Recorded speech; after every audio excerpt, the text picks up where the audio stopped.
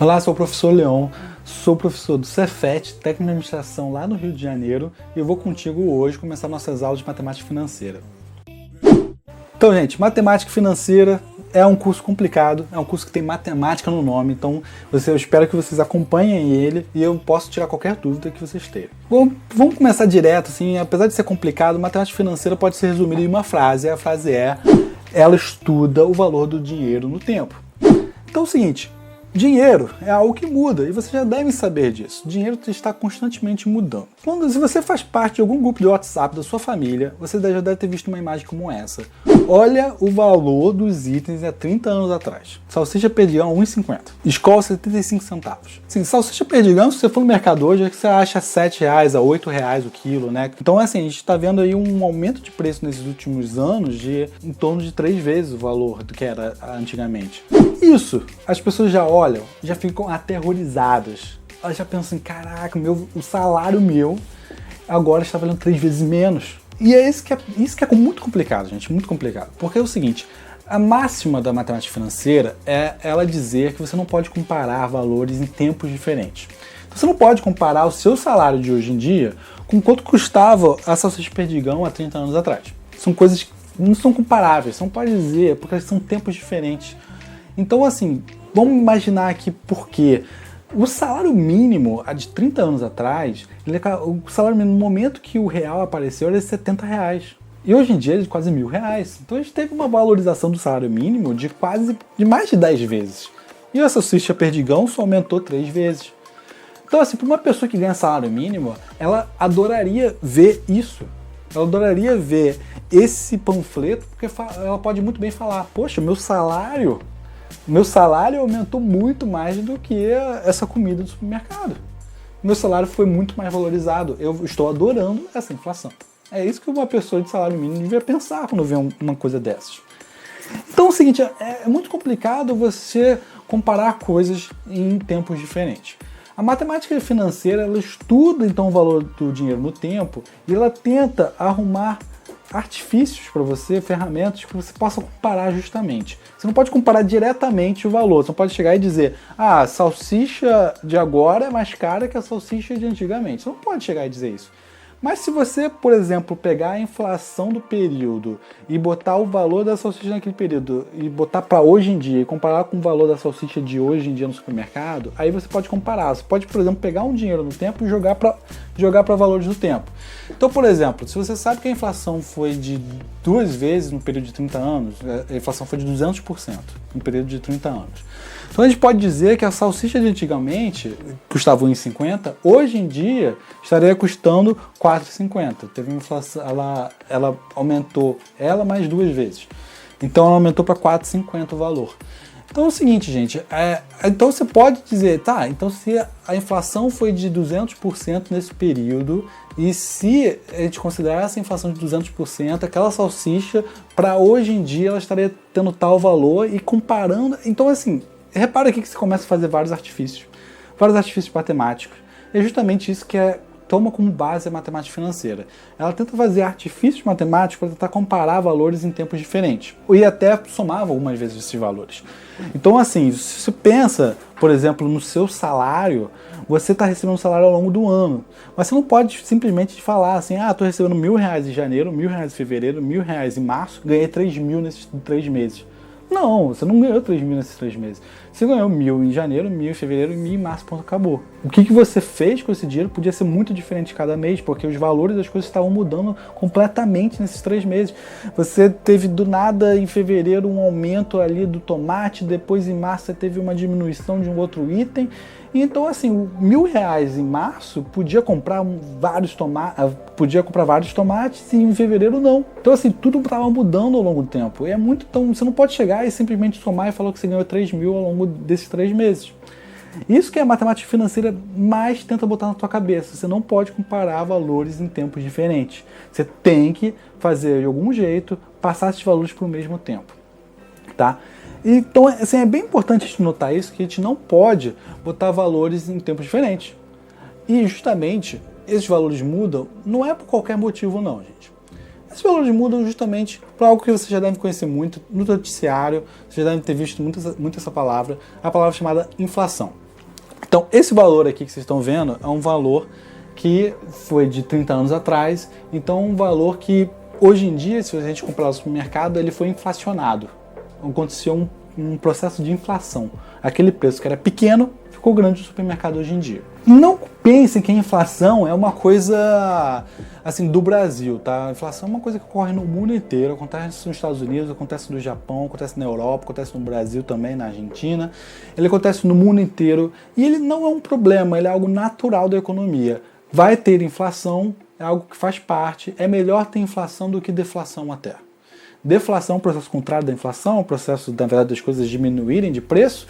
E a gente pode ver muito claro que não aconteceu isso aqui, dificilmente acontece no Brasil, dificilmente acontece no mundo até. Porque deflação, geralmente, quando o preço das coisas estão diminuindo, significa que as pessoas, pela questão da oferta e da procura, as pessoas estão comprando menos. E também significa que com deflação, se o valor das coisas estão diminuindo, o seu salário de 3 mil reais, ou de R$1.000, ou de 5 milhões de reais, ele pode estar conseguindo consumir muito mais, você consegue trocar por muito mais itens, né? Já que o preço das coisas estão diminuindo, o seu salário está igual, então você consegue consumir muito mais numa situação de deflação. E vamos combinar, né? Se você está consumindo muito mais, seu salário está aumentando sem você perceber. E então é muito comum no cenário de deflação haver corte salarial, e com os cortes salariais haver paralisações gerais, né, de sindicatos aparecendo, tendo paralisação, e o país acaba acaba parando de fato. Então, assim, em países que ocorrem deflação, geralmente ocorre algo assim, ou é uma paralisação geral, ou é um problema de economia que ninguém está querendo consumir.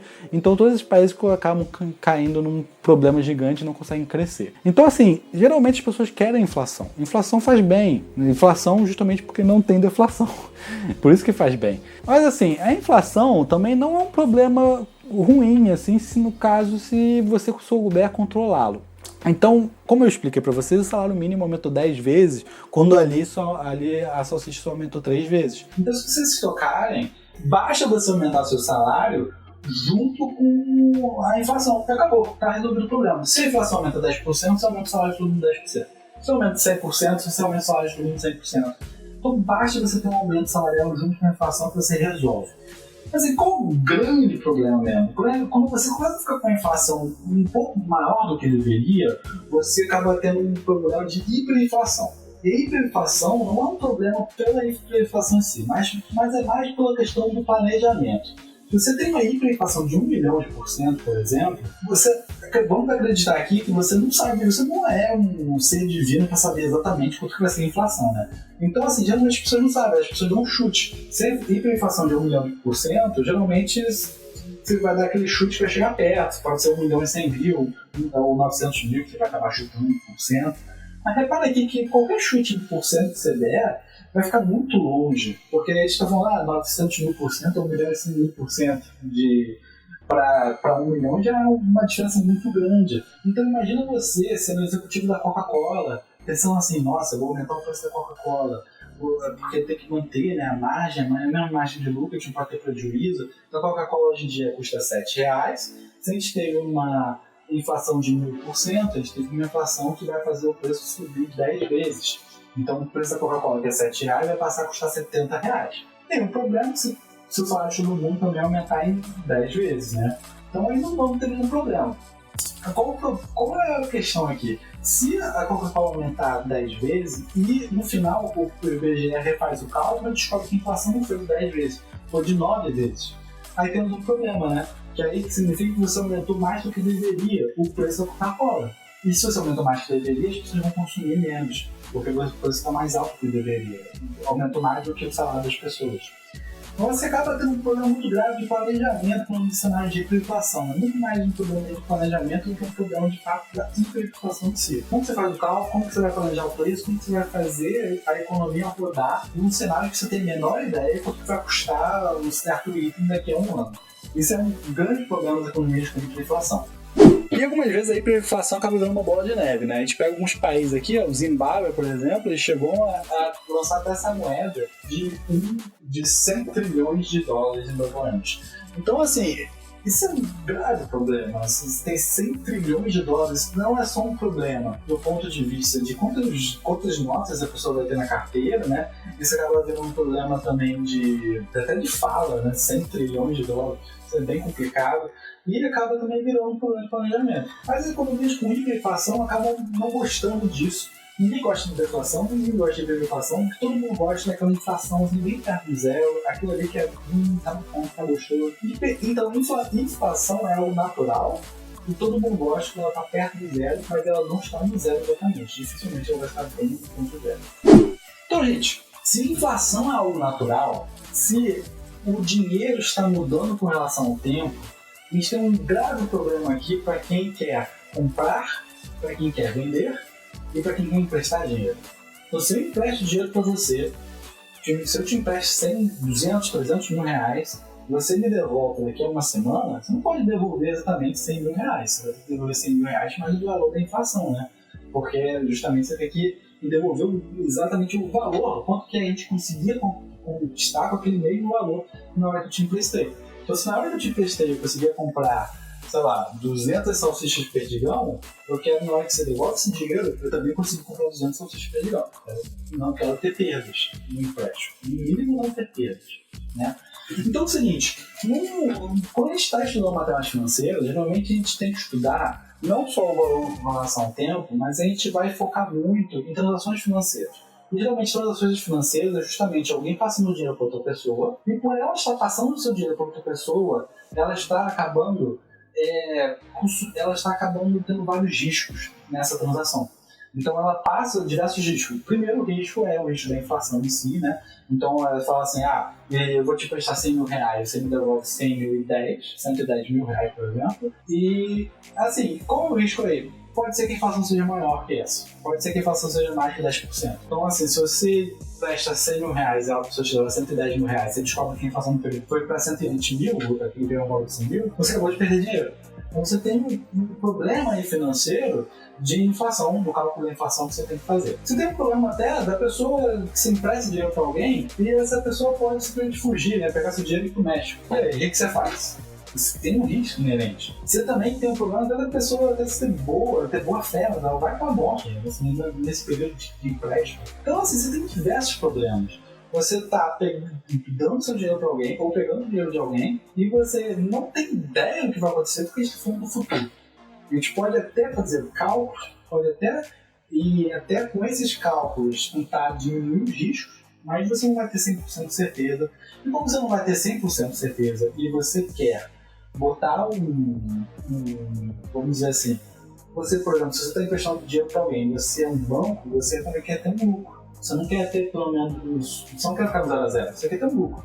O seu lucro geralmente então vai consistir na inflação, né? Tem que passar primeiro pela inflação, tem que passar pelos riscos de você perder aquele dinheiro, você tem que passar por vários impostos também para depois chegar no seu lucro. Então, toda vez que alguém empresta dinheiro para outra pessoa, ela tem que passar em todos esses fatores. Por isso que, quando a gente começar a estudar a transação financeira aqui, dentro dessa matéria, a gente vai falar muito sobre o seguinte. Primeiro, quando alguém empresta dinheiro para outra pessoa, a gente está falando sobre... Quando a gente fala desse dinheiro, a gente está falando sobre o capital. O capital pode muito bem, se a gente pensar em outro ponto de vista, falar em valor inicial. Então você empresta dinheiro para alguém, você está emprestando um capital para aquela pessoa. Pode ser muito bem um valor inicial. Quando você empresta dinheiro para alguém, você pode ou querer ficar no 0 a 0. Para ficar no 0 a 0, você vai botar uma taxa aí que simboliza a inflação. Ou você pode também querer ter um lucro perante a isso, né? Então você vai botar, além da taxa de inflação, você vai incluir imposto, você vai incluir os riscos, etc. Então você vai incluir algo que some tudo isso e soma seu lucro no final. Esse valor extra que você espera ganhar na hora que você empresta o seu dinheiro para alguém, a gente chama de juro, tá? O juro faz todo o sentido do ponto de vista financeiro, porque o seu dinheiro vai retornar, se tiver inflação nesse período, vai retornar menor. Então você tem que pedir alguma coisa extra ao emprestar dinheiro para alguém. O juro, geralmente, quando você pega o seu juro e você pega o seu capital e você soma eles, você tem algo chamado montante. Então você tem seu montante, que é o seu dinheiro final, quanto que você ou a receita total nesse período, que é todo o dinheiro devolvido ao final, que é o capital, mais seu juro também que ele vai te dar no final de todo esse período. Então a gente tem essas 3 palavrinhas aqui que eu quero que vocês vejam. A primeira palavra é juro, a segunda palavra é capital e a terceira palavra é montante. Geralmente, transações financeiras a gente costuma se envolver nessas 3. Quando começa a primeira aula, eu não vou falar muito aqui sobre como que são essas transações financeiras, mas eu vou querer deixar aqui um lembrete. Quando a gente está falando de matemática financeira, a gente geralmente vai usar a palavra percentagem bastante, vai usar valores de percentual bastante. Isso tem diversos motivos. Os valores percentuais são mais fáceis de comparar. Por exemplo, você comparar meio com o dobro de 1/4 é meio esquisito, né? Quando você vê uma frase como essa. Mas assim, você sabe, isso é bem claro quando você pensa em 50% é o dobro de 25%. Então assim, percentual é uma coisa mais clara. Então a gente vai usar muito mais percentual do que razão decimal, entendeu? A razão em si, em vez de número decimal até. Então, a gente vai preferir porcentagem do que número decimal ou do que razão. Realmente, número decimal não faz tanta diferença para porcentagem, tá? Geralmente só multiplicar por 100 ou dividir por 100, acho que não vai ter nenhum problema com isso. Então, mas eu quero que vocês, agora, como exercício para essa primeira aula, eu quero que vocês olhem para isso e consigam, naturalmente, transformar valores em decimal em porcentagem e vice-versa. Então, por exemplo, eu sei que 1% é 0,01 em decimal. E é 1 sobre 100 em razão. 5% é 5 sobre 100 ou 0,05. 7,2 é 7,2 sobre 100 ou 0,072. Então assim, isso aqui que eu quero que vocês façam na cabeça de vocês, só para vocês se lembrarem, só para a gente dar aquele pique inicial para a gente começar nossas aulas de matemática financeira. Gente, eu deixei aqui vários exercícios para vocês fazerem, para vocês só testarem então essa questão da porcentagem. Façam. Lá no Teams eu resolvo com vocês se vocês tiverem alguma dúvida ou até se vocês tiverem alguma sugestão de mudança aqui nesse tipo de aula. Aí a gente conversa, a gente vê, a gente interage pra gente saber o que vocês preferem de tipo de conteúdo. Obrigado a todos aí por ter assistido essa aula. Daqui a pouco eu mando a aula 2 de matemática financeira.